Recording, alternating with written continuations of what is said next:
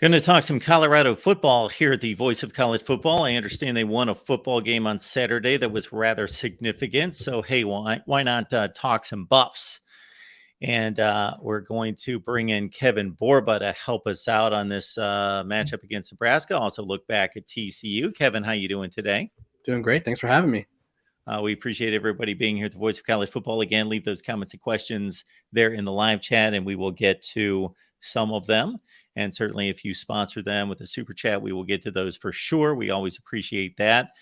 Kevin, before we get started, I want to make sure everybody can find you and your work, and you'll do a much better job than me reading off a list of like 18 places where people can find you. So let's do that.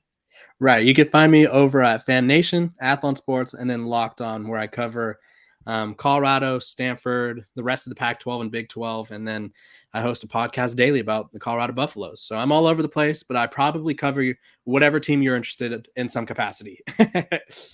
So, Kevin, we'll start with the Buffs and the performance against TCU. It was an exciting game. It was fun. People love offense. People love just watching speed and space. And they got to see maybe the most exciting or best player in college football, possibly in Travis Hunter, and got to see a record-setting performance from Shedeur Sanders. So maybe you're going to tell me you expected to see all that. The rest of us, not so much. Now, the speed and space, the exciting plays, the Travis Hunter, he even exceeded my expectations because I'd never seen him really play. I've seen a play here and there, highlights, but never watched him see a game. So I'll let you know in a second what exceeded my expectations, because some of that I expected to see, but a lot of it I didn't. So where did that fall on the expectation meter? I'm not going to take credit and be like, I knew this was going to happen the whole time. I actually predicted that Colorado would come up short. I did say they would cover, not that it matters, but I expected the offense to be fast. I expected to really take advantage of the fact that TCU really had no film on that particular group. I think they had to look at Sean Lewis's system at Kent State. They had to watch Jackson State film. They had to watch guys from USF. And so they had the element of surprise. But to say that I was going to expect them to just throw up 500 yards of total offense and kind of not embarrass, but they kind of dismantled a TCU team that was playing for a championship a few months ago. And so I was not expecting that. I was expecting a strong offensive performance, and I think Shedeur Sanders exceeded my expectations. I thought there would be more of a learning curve. We saw it last year with Cam Ward, going from Incarnate Word to Washington State. He had a few weeks where he was putting things together. If you would have showed me Shedeur Sanders on Saturday and I had no previous knowledge of who he was, I would have assumed he's a senior playing in his fourth year as a starter at the Power 5 level. That's how good he was. And I think him and Travis Hunter are both kind of cementing themselves as some of the better players in college football. Yeah, so we'll stay right there with Shedeur Sanders, because it seemed to me as though, and I don't know if they just kind of fell into this because of what the defense was giving them, or it was a systematic approach that early in the game, a lot of safe passes, a lot of, swing passes in the flat, a lot of just short little slants, things that got him into a flow. And then once they got into the second half, man, he's taking deep shots. He's throwing back shoulders. He's zipping the ball down the seam and really opening it up. Now, he did take two shots that come to mind in the first half. The first one was the first bad pass he threw, which he undershot Travis Hunter by quite a bit, underthrew him, trying to go for a touchdown down the left sideline. But the next time he went to Travis Hunter, Travis Hunter had to dive for the pass, but it was right in his breadbasket. Should have caught the ball. That was a perfectly placed ball. And after that, he only threw a couple errant passes the whole day. He was precisioned. Yeah, he was. I think he ended up completing 81% of his passes, and he threw somewhere along the lines of 50-something passes, which was impressive nonetheless. I think towards the beginning of the game, I think TCU wanted to just make him throw the ball in space and see if he would make a costly error there. And then once they started pressing up on the receivers, I think that's when we saw Shedeur really unleash his cannon. It was kind of interesting. One of his coaches coached at Nevada a couple years ago, and he compared his arm strength to Carson Strong, who was one of Nevada's better quarterbacks in recent memory, had a big arm that could flick it about 75 yards with the flick of the wrist. And I think realistically, we learned that Shedeur Sanders not only has a strong arm, but I think it's probably fair to say he throws one of the best deep balls in college football. And he was just hitting people in stride in the second half. If you're a Colorado fan, you love to see it because their passing game really made up for what was a lackluster showing in the run game. They didn't really muster much of anything in the run game. It didn't really seem like it was a threat that TCU had to worry about. So Shedeur Sanders kind of being on his A++ game really helped them win the game, I would say. Kevin, we could sit here and talk about Travis Hunter for the next 15 minutes, but I don't know that we're going to really say anything that people can't just see. He's Right. a freak athlete. He also Right. has great ball skills, great confidence, great feel for the game. I think everything just checks every box. Right. He played 141 snaps. Yeah, it was up there. He played a lot. I don't know if that's sustainable, but honestly, I hope it is Yeah, that because was going to be my question. I wonder, was Dion asked that? Do you know after the game? I think he talked about it, and he said that it was something along the lines of, I think it's going to continue to happen. It was, I don't want to misquote him or anything, but I think it's going to continue to happen. They're not really worried about Travis. They asked Travis about it after the game, and he said he could have played another game or something. So Travis is clearly okay with playing all these snaps. I just think him being on the field adds an extra factor of like something could happen at any moment. I think the diving interception when Chandler Morris kind of tested him again, which I don't know why he kept throwing in his direction. I think if I was Chandler Morris, I kind of would have tested him a couple times just to see what would have happened. But he broke up a touchdown in the end zone, and then he made that diving interception where, and I think he dropped an interception as well sometime in the third quarter. Whereas like if he would have brought that in, that probably could have been the dagger. But yeah, he's just all over the field making plays on offense. I think he's Shedeur's favorite target. I think it's safe to say, and on defense, I think he's just an errant pass away from changing the game at all times. And so I don't know why they continue to test him. But having I would say he's a top 10 player in college football on the roster is really helpful. Not a hot take there, but Now, in terms of now, I'm going to get to what surprised me. okay. What surprised me is, they weren't necessarily playing Michigan or Georgia or somebody who could just pummel them up front with just strength and power. They were playing TCU, but still playing a Big 12 team. They did lose a lot of production, TCU, of course, from last year, but still, I give Colorado a lot of credit because they just threw together 68 players. And I think the number's 88 if you take their freshman class. I think it's like 88 players, threw them together that had never played together, most of them.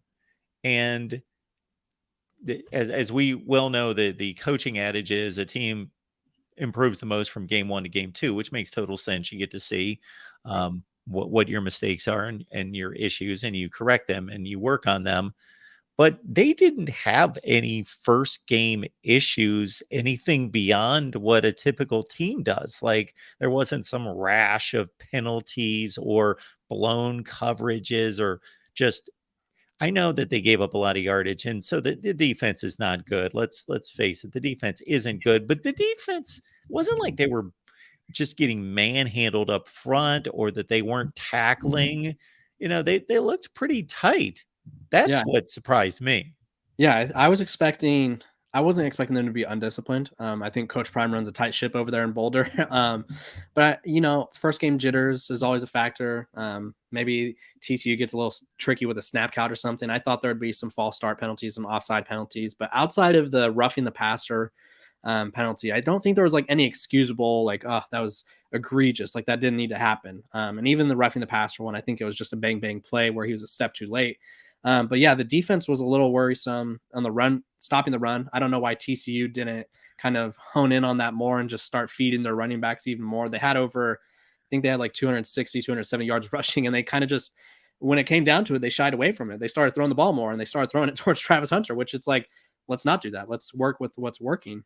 But yeah, I was surprised at how disciplined they were to some degree. And I was pleasantly surprised with how they look like they're in mid-season form already. They kind of reminded me of the Lincoln Riley Oklahoma teams where offense puts up a bunch of points and the defense is just trying to make a play when they need to. And the defense made a play at the end of the game to seal the game, and that's what they needed.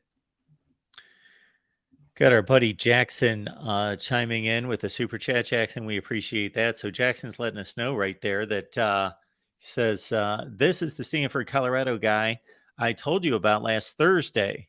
So, Jackson, I got to say, thank you so much for the suggestion. We appreciate that. Kevin Borba is the go to guy to discuss all things college football, including Stanford and Colorado. Appreciate that. Good stuff. Well, Kevin, it's great to have you here. So yeah, that was my huge takeaway that I just thought, okay, all this speed and these formations and all that, I expected that, Mhm. but the discipline I didn't expect necessarily. And Right. if it wouldn't have been there, it's not like I would have bashed them because I would have Mhm. thought they got 88 new players. I get Right. it. But man, they were tight and they were disciplined. Now the one thing I will say, they gave up like 550 yards of total offense, something in that range. It was north of 500, and Chandler Morris missed a lot of throws. Like they Mhm. could have given up 700 yards of total offense. So Yeah, that part a little concerning, but that was kind of my biggest vote of confidence going into the game was I didn't expect Chandler Morris to be capable of kind of burning them as much as he burned them at times. I'm not going to discredit him, but he also made errant throws, tested his first interception, excuse me, looked like he was throwing it right to the safety. The safety was standing right there and he threw it directly at him. And then the Travis Hunter one, I'll give him the benefit of the doubt. I don't think anyone expected Travis Hunter to dive about 7 yards to make the catch. But yeah, I think the defense and Coach Prime addressed it after the game. They need to improve. That was no secret there. I just think that was the first time they've kind of all played together. I think we saw their weaknesses, which apparently is the front seven. So they need to figure something out, whether it's changing looks up or maybe rotating more guys in to make sure people are fresh. But yeah, I think the defense kind of worried me more than the offense did. I thought the offense would start slower and the defense would kind of hold up, but offense was clicking, the defense, room for improvement. if I'm remembering the game correctly, TCU must have scored their second to last possession to Mhm. take the lead before Colorado won the game. Um, but then TCU, of course, got the ball back and Yep. could have won the game. Mhm.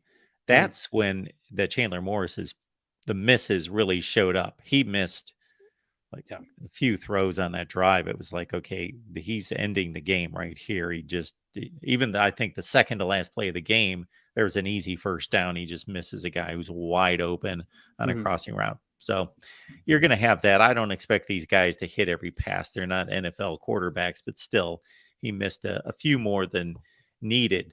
Uh, Kevin, before we get to the Nebraska game, Yeah. this is my thought about how good this team's going to be in the Pac 12 now. And I don't want to take too much from the first game, but based on what we've got here, they're going to be fun to watch. We know that they Yeah. could be the type team that if they don't have it working that particular week, and because the Mhm. defense is what it is, and let's say they're playing one of the best teams in the Pac-12, I can see them maybe suffering a couple on the chin, like 52-24, some maybe a couple rough weeks. But when they've got it going, look out. I don't know who they miss on this Pac-12 schedule, but USC, Utah are definitely on the schedule. Oregon, Washington, those teams, Yep. look out, because if they've got it going, it's even the top teams in the Pac-12 might be in for a long day.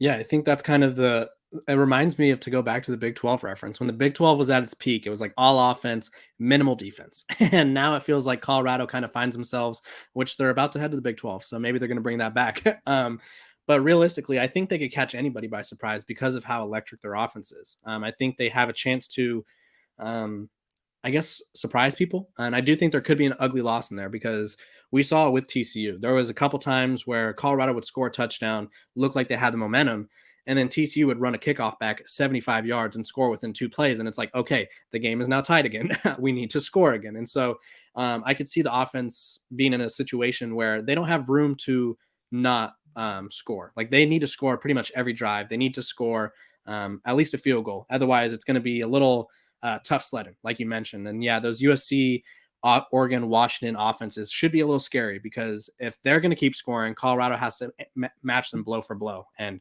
is that always going to happen? Probably not. That's just the way life works. But the defense needs to step up in some capacity. Otherwise, you're going to need historic performances every game. I actually had fun, even though I'm sure I did this sometime this summer because I try to go through every team and kind of figure out, what the personnel looks like and go through the extensive Phil Steele, rundown of everything.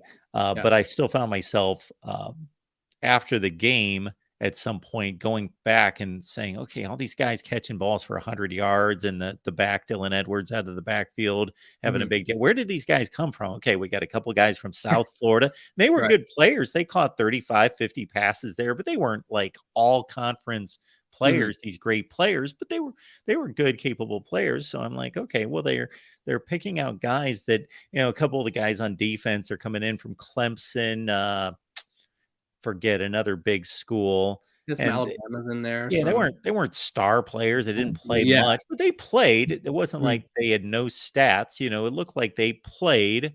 Mhm. Just an interesting hodgepodge of collection of players. Yeah, I think you summarized it perfectly because it's like they got individuals like you were mentioning, Jimmy Horn and Xavier Weaver, the Yeah. USF wide receiver duo.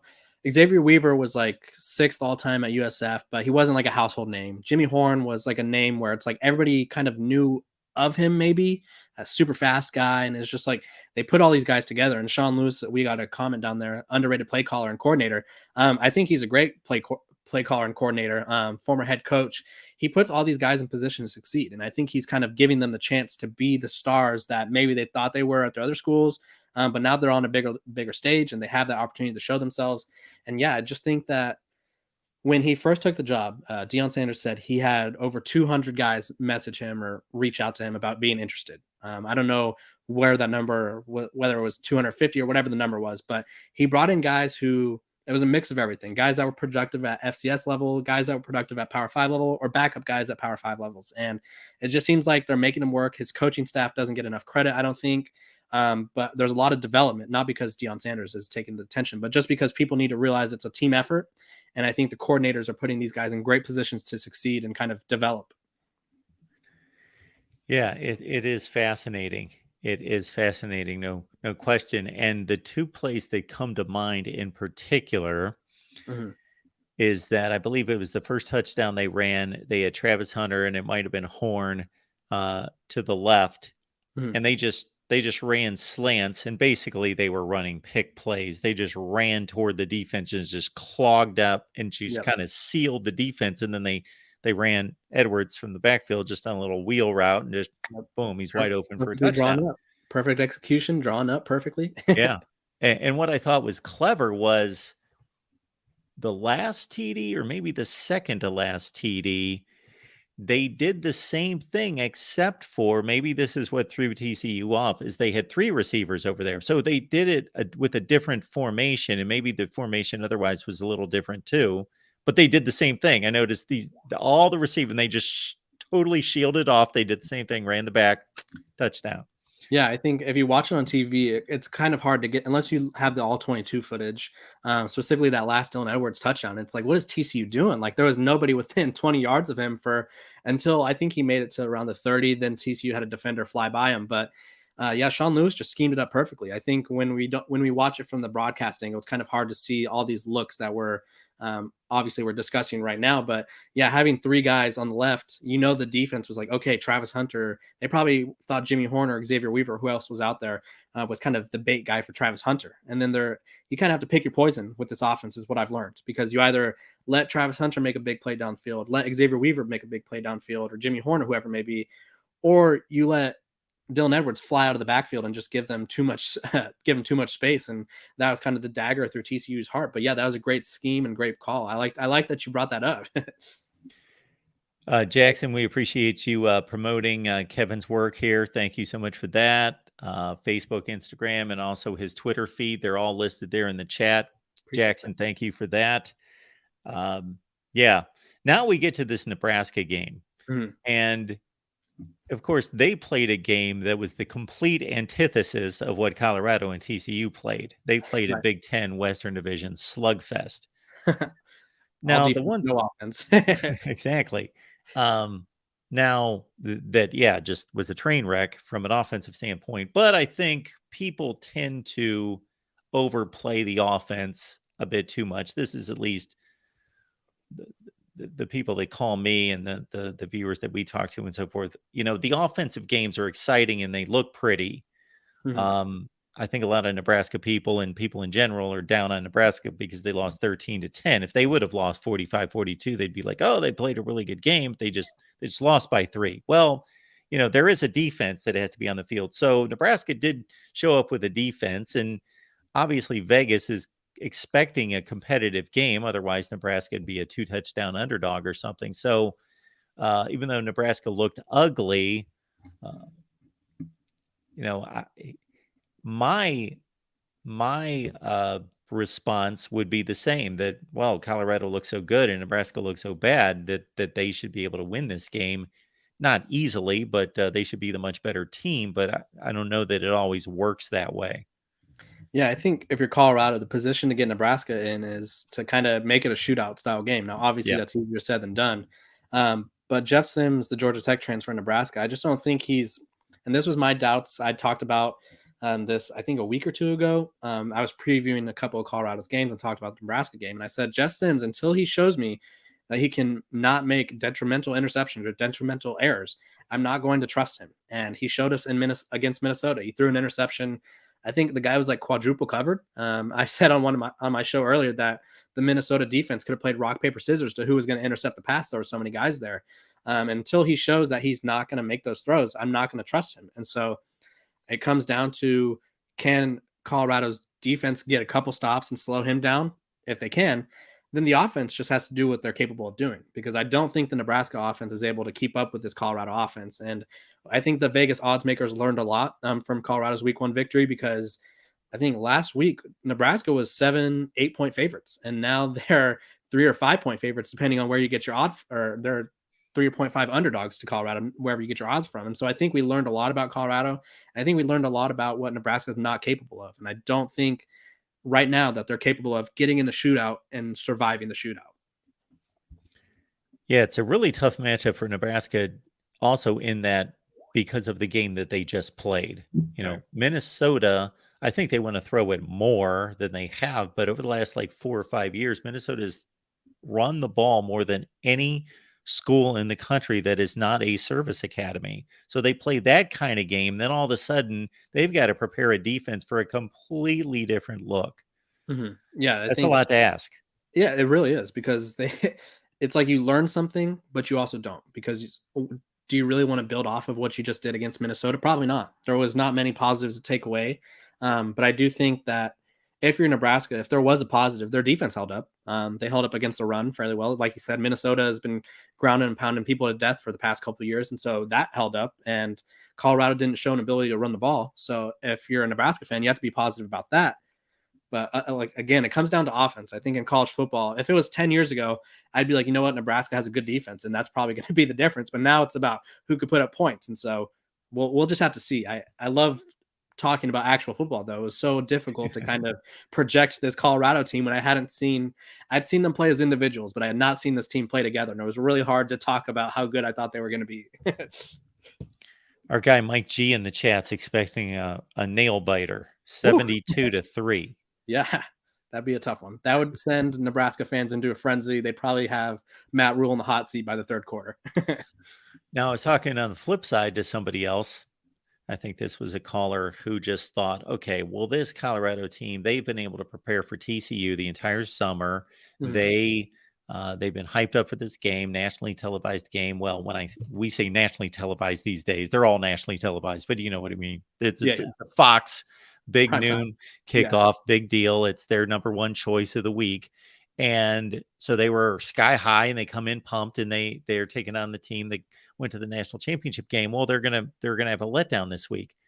I'm not so sure about that, because it plays into their favor that now, after all that hype and after selling out that spring game, and most of us got to see that site, what it looked like on ESPN, that I think that if there is a possibility of a letdown, that crowd's going to lift them up.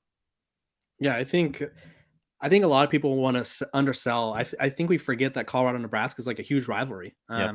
I talked to someone who covers Nebraska longer than I've been covering Colorado, and they said that neither team really has a rivalry in their conference right now. They're kind of the outsiders. They're kind of the team that they joined this new conference with hopes that they would maybe find something, like find a rivalry, and they just never had one. But they have one thing in common: it's that they hate each other. And both teams have kind of made sure to keep that rivalry intact. And Coach Prime has talked about how they want to win this game. They don't like Nebraska. They don't like red. The color red is just banned in the state of Colorado for the week. But yeah, I think there's a lot to be excited about. I think the fans.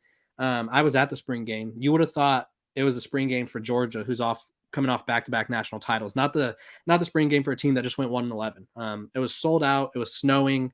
The energy in the stadium for a spring game was as good as it could be. Obviously, the spring game, so there's some 7-on-7 portions. There's portions where they're trotting the kickers out there to take non-contested field goals or whatever it is. And so the Colorado fans are absolutely juiced. I think their fan base is growing as well, too, which is the cool part. I think a lot of people are supportive of Deion Sanders, and so they make them Colorado fans by default. And I think we're seeing kind of a newer aged college football success story, because usually it's the helmets you have in the background. It's Georgia, Michigan, LSU, Alabama, whoever it may be, where they recruit well and they dominate. And now we're seeing a new method, a non-traditional program kind of find success. And so a lot of reasons to be excited about.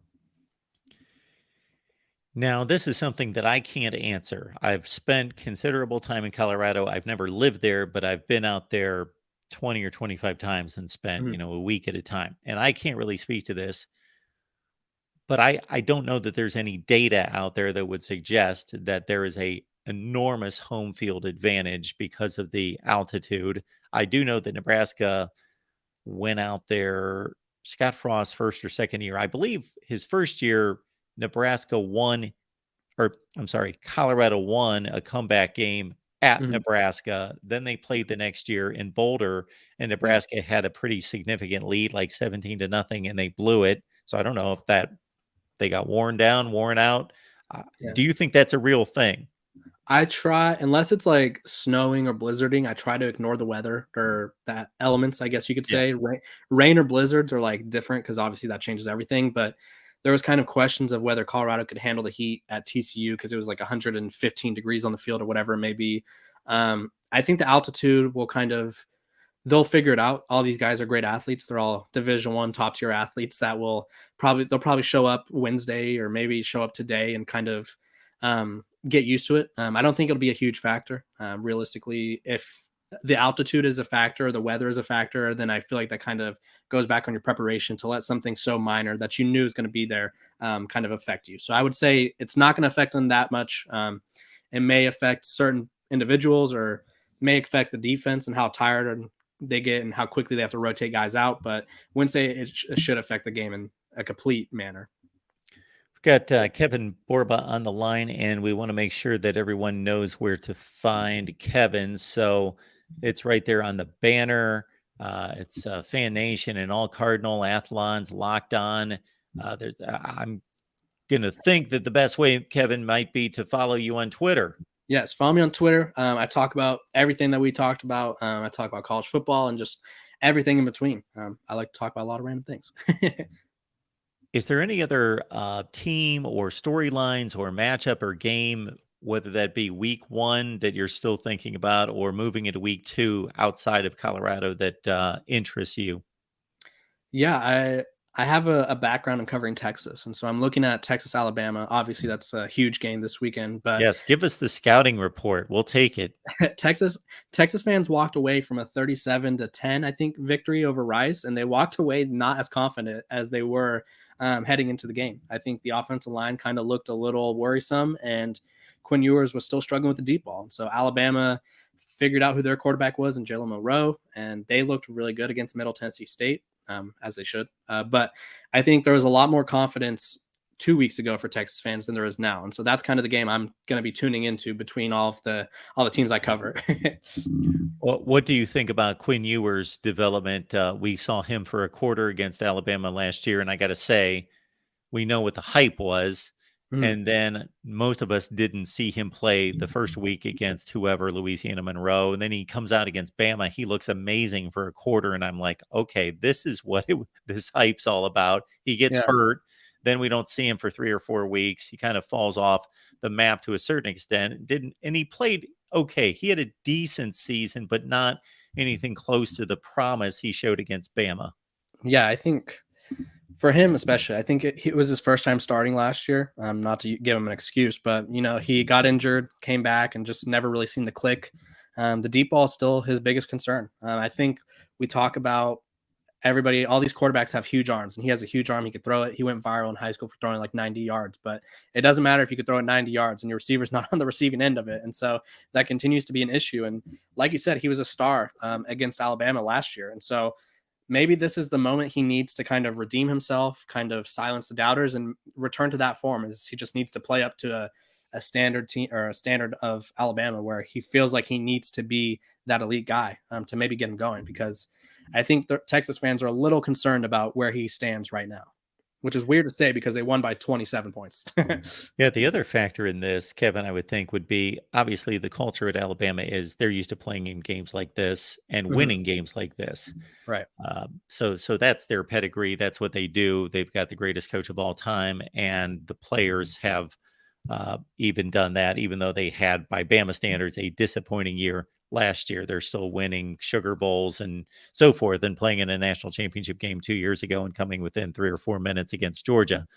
Texas has never won a game like this, but they played, in my opinion, they outplayed Alabama last year, should have won the game. So they're Yeah. going to be stepping onto a field knowing we can play with these guys. That, Yeah. like, we shouldn't be intimidated. We know who they are and we can play with them. Yeah. I think that's a great point. Honestly, Texas, I think there was a couple penalties or maybe a missed call on the safety thing that was very Yeah, I controversial. thought that was a missed call. Yeah, there was that, and then I think that Texas had a missed sack where they could have brought Bryce Young down, and he kind of just wiggled a little bit, and all of a sudden they were down the field. But Texas played and honestly played better than Alabama last season. They just need to figure out how to. I think there's a difference between knowing you played well and then being confident because you played well, and they need to figure out a way to play well again and sustain a victory. Because obviously, when you play well and lose, it doesn't really matter. Moral victories are great, but they don't get you in the playoff, and they don't they don't move you up the rankings. Yeah, there was only like 20 or 25 seconds left in the game when Bryce Young shook that Ryan Watts would-be sack. If he Yeah, gets dropped at midfield with like 15 seconds left in the game, their chances of winning probably go down to about 5%. But he yeah, shakes him, he runs for 30, 35 yards, boom, field yeah. goal range, game over. And Texas has been bad in these early non-conference games. I think I found a stat a while back. It was like they're 3-13 and their first 3 weeks when they play non-conference opponent, non-Power Five opponents, and then if you add Notre Dame and BYU, who at the time when they played weren't, that record gets worse. And so Texas historically is not good at these games. For the past few years, they lost to Arkansas, they lost to LSU, they lost to Alabama this past year. So this could kind of end their drought. To make it matters worse, they lost to Maryland twice. So this could end this drought. They haven't been historically successful in these games, and I think Texas fans specifically get too hung up on these week 2 games. And so if they could win these games, it kind of help them build the season up rather than derail their season. Because we've seen it in past years where they get so excited for an early matchup against the SEC team, they lose, and then they kind of lose all the wind in their sails. And it's like, oh, the season's over. The season shouldn't be over by week 2. Folks, we appreciate you being here. So if you missed most of this, which most people do, all you have to do is wait. And as soon as we get done here, you just watch what you missed, and you can watch the entirety of the 35 minutes here with Kevin. And of course, again, track him on Twitter, and then you can go to all of his various work there on all of those platforms. Kevin Borba with Athlons and all those other places there, Fan Nation, etc. Kevin, first time being here at the Voice of College Football. We appreciate it. You're welcome anytime. Great Thanks for having me. conversation, and thank you, and enjoy the game this weekend. Thank you for having me. I appreciate you for having me on and talking all things college football. I love to do it.